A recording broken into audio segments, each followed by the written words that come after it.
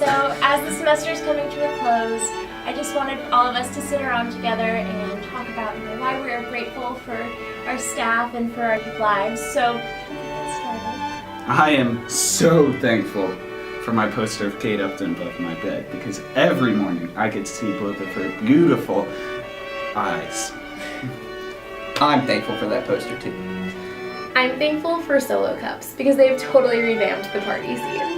And I'm thankful for Christina because who else would I party with? Cheers.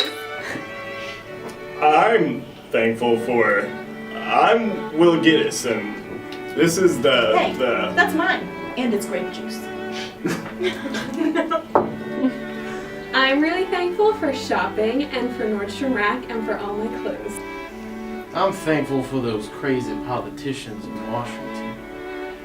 If they weren't crazy enough, I wouldn't be having a show. Hey. Well, I'm thankful for leggings because they make my butt go from Miley Cyrus to Kim Kardashian in 0 seconds. And I'm thankful for weave because now I got 14-inch hair. I'm thankful that all of us can get together and share this bountiful, nutritional meal and come together as a family. I just want to make you all a cake filled with rainbows and sunshine and everyone would eat it and be happy. I mean, like, honestly, I just wanted an excuse for us to have food. And I'm thankful I never have to film anything again. I came in like a wrecking ball. I never hit so hard in love. Hey guys, I'm Casey Brandt. And I'm Kelsey Barbaria. And this is Talk of the Town. Coming up first, we've got Who's Hungry, and then after that, How to dress your boyfriend. Hello and welcome back to Who's Hungry? Now, it is Tuesday night, and in honor of International Week, so, ta-da! Cod Veracruz, and I got rice and steamed broccoli with it. Now, let's see. On to the meal.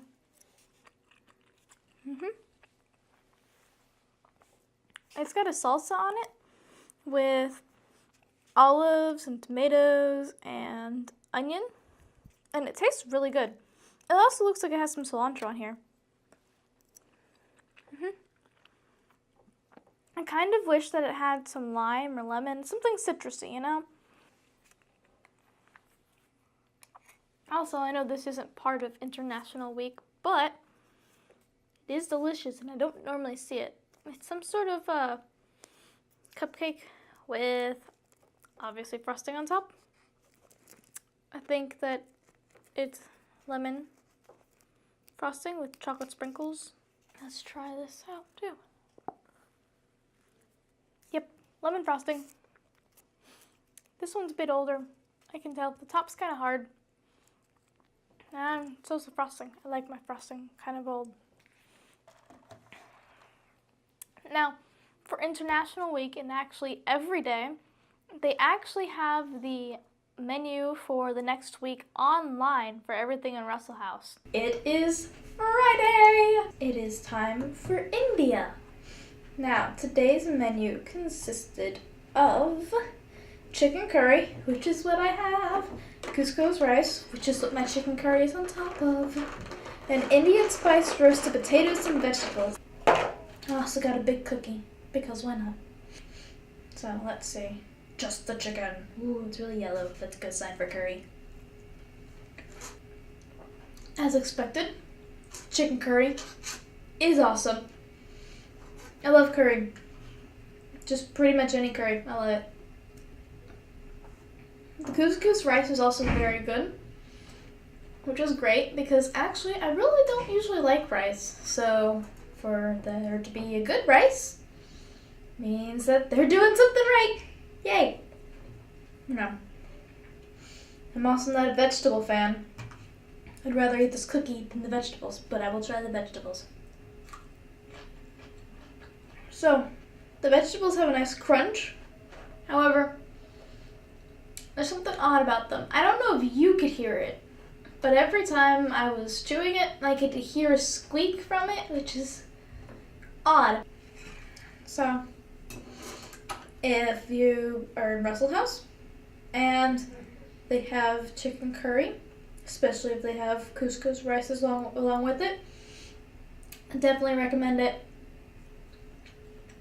Hello folks and welcome to How to Dress Your Boyfriend. Today we are in the Kaisai house. I have borrowed Kelsey Barbario's lovely boyfriend to teach you how to dress your boyfriend for this holiday season. Most of you have probably just found your sweet honey pie that you want to spend the rest of your life with and are taking him home to meet mom and dad this holiday season.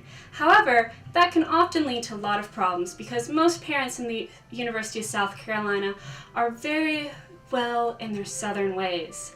And therefore, your Jersey boyfriend isn't quite going to do the trick.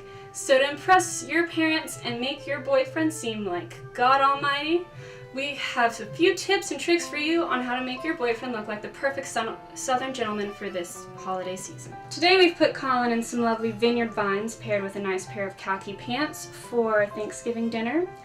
Fixing up your patterns is a great way to add variety into your wardrobe, but sticking with the same color scheme makes it look classy and still well put together. Now, for those of you who are bringing your boyfriend to church for the first time for Christmas services, you don't want to overwhelm him and put him in a tux. So now we're going to show you the perfect ensemble for your boyfriend's first Christmas church experience. For Christmas services, we've put Colin in a lovely J. Crew ensemble. Denim is always in. And color pants are still in, and I'm happy about that. We've also included with him a pair of Clark shoes to just put up the formality a little bit. Our last ensemble is the perfect ensemble for Christmas morning, for opening presents, having hot cocoa, or taking a drive to the movie theater. Now we're putting Colin in a cute tacky Christmas sweater from Polo. It's even got adorable little reindeers on it, and a nice colorful pair of green pants to add to the festive holiday season. And this has been How to Dress Your Boyfriend. I hope these tips have helped you decide how to put your boyfriend in the perfect holiday outfit for this holiday season. Oh my god, these are too small. It's 5 minutes, I promise. Can't get them on. This whole time my collar was popped, you didn't say anything. It looked rebellious. It's good. Wow, that was great. Now coming up next is USC Update, and then The Giddis Report. This is USC Update. I'm Luke Baker. And I'm Kylie Schaefer. In world news, after growing concerns of violations involving the 2018 World Cup and 2022 World Cup, FIFA released a report by the ethics judge, which basically said, nothing to see here, it's all good in the neighborhood. It's like asking a little kid to tell the truth when you know they stole that candy bar. Obviously, they're not going to tell you, oh, it wasn't me, I'm sure. To show how outstanding FIFA is, at least 6 of the 22 executive members that voted on the World Cups has been censored for ethics violations. The main investigator, Michael Garcia, a former U.S. attorney, can appeal his decision, but who does he appeal to? The FIFA Council. And now for Not the Onion. Viral sensation Alex from Target was recently verified on Twitter. He became Twitter famous after a flattering picture was posted of him bagging someone's groceries. Remember the last time we let people get famous for nothing? Rings a bell. In other news, 2 friends in California have been camping out in front of a Best Buy for Black Friday since November 5th. Okay, these camping out for this sales is getting ridiculous. I mean, what happened to camping out in the night before? And in a Best Buy? Really? What is this, 2005? Just shop it on Amazon. Last Sunday, after months of investigation, police in Florida have closed the tainted meat case with no results. A family of 4 had been hospitalized in March after consuming beef that had been tainted with LSD, to which the police were unable to determine who drugged the meat. I think there's a clear culprit for this case. Dinkelberg. And now for the top yik yaks of the week. At number 1, nothing says like you're becoming an adult like having plastic bag full of more plastic bags under your sink for no real reason. At number 2, shout out to the guy downtown last Friday who tried to show me his grades on Blackboard to convince me to go home with him. At least you have credentials. True. Someone says my clothes were gay. Yeah, they just came out of the closet this morning. At number 4, registration opened at 8:40 and I was sharpening my machete by 8:35. At number 5, hashtag stop horny cuddle yaks 2014, please. True that. And now for the Jaden Smith tweet of the week. That's art, ladies and gentlemen. Fine connoisseur on everything. Thanks for tuning into USC Update. I'm Lucy. And I'm Carl. Keep yakking. Turn off the lights, put the kids to bed. It's time for the first edition of I'm Getting Real Tired of Your America. I'm Will Gittes. We're going to start today's segment with a pressing issue. One that everyone on campus has been talking about, worrying about, concerned about for months in advance. That's right, the midterm elections. Now I know nearly every one of you turned out to vote on election day, but let's take a look at the official numbers of just how many of you did. Okay, so maybe not all of you, or half of you, or a third of you. So a fifth of you voted. That counts for something, right? If we really wanted to make a difference as young people, we would probably go out and vote. We just don't feel like it. And besides, Joey was throwing a rager that night, and while I wanted to vote, I just couldn't make it out that night, or day. Hey, we invited incumbent Republican Senator Lindsey Graham to the party. It was his choice not to come. We did our civic duty. The college Republicans have been seen running up and down the streets shouting things such as, "Go Republicans," "Take that, Obama," and "Sorry, I can't hear you over the sound of my congressional majority."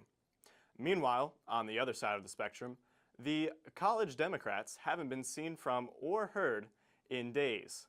Instead, everyone in the members' classes have been tasked with compiling small amounts of information regarding the lecture to give to the Democrats for free. Rumor has it, there will be a college Republican party, but you'll only be allowed in if you pay for your portion of the alcohol, girls included, provide proof that you own at least one firearm, and your credit card statements to prove that you are fiscally responsible. Moving over to the international side of things, Director of National Intelligence James Clapper revealed information regarding the secret mission to bring back 2 Americans being held in North Korea. Now, if you're Mr. Clapper, you like to sit around with the news on, waiting for North Korea to do something incredibly stupid. Since North Korea hasn't done or said anything in a while, he decided to take it upon himself to travel to Pyongyang. Clapper said that upon his arrival, he had a terse and not exactly pleasant dinner with the Reconnaissance Guidance Bureau, which I imagine is the preschool equivalent to the CIA. Clapper admitted that at one point he thought the deal would not go through because the North Koreans were looking for a diplomatic breakthrough with the United States. I think this officially makes them the worst ex-girlfriend in the world. America breaks up with them a few decades ago, they threaten war with us over the stupidest and then when the United States goes over to collect its hoodies from North Korea, they get upset when we don't want to get back together with them. In the end, though, the 2 Americans returned safely back to the United States. Clapper said that visiting North Korea had always been on his professional bucket list. He can now cross that one off, but he's still left with visiting a legitimate country. ISIS has announced that it is planning to mint its own currency, consisting of gold, silver, and copper coins. The move is said to remove Muslims from the global economic system that is based on satanic usury. Burn me on a loan once, shame on you. Burn an infidel at the stake, shame on me. This was really a missed opportunity for the organization to move to a currency that may better represent their values. For example, ISIS. May I suggest moving to a currency system of virgins? One virgin equaling approximately $30 US or a 2-month subscription to World of Warcraft. That may not be the virgin they had in mind. This has been another edition of Getting Real Tired of Your America. Again, I'm Will Gittes. Thanks for watching this episode of Talk of the Town. Tune in next time.